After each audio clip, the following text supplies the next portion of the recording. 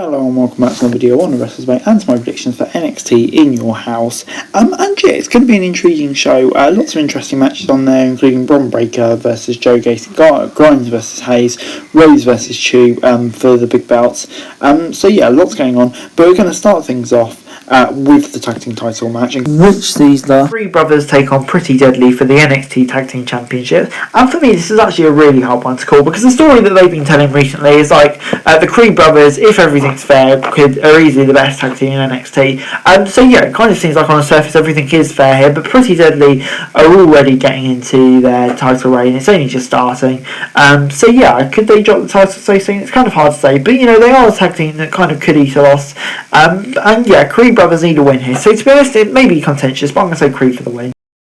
The women's tag team titles are on the line as Toxic Attraction take on Kaden Carter and Katana Chance in your house. And yeah, this is an intriguing one because obviously Carter and Chance have been kind of built up recently and kind of can be seen now as a major threat to Toxic Attraction. But at the same time, I just can't see Toxic Attraction being removed from the belt scene with Mandy still reigning tall. I think they want to have Toxic Attraction as a dominant force, so it's quite a hard one to call, but I think I'm going to say Toxic Attraction here.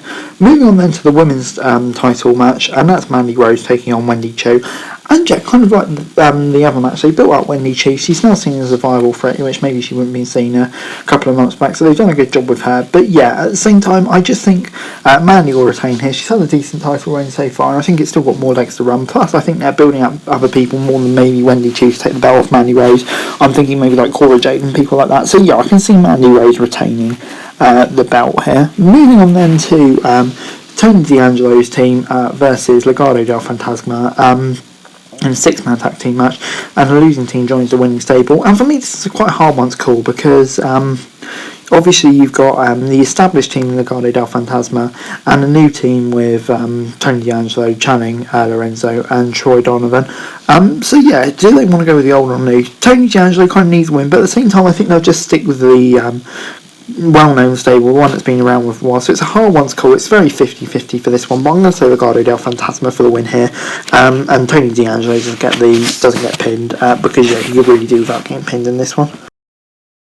But moving on then to Cameron Grimes versus Carmelo Hayes, and yeah, for me it's another tough one to call. Grimes has had the title reign since WrestleMania weekend, I believe, and you know, it's been decent stuff so far.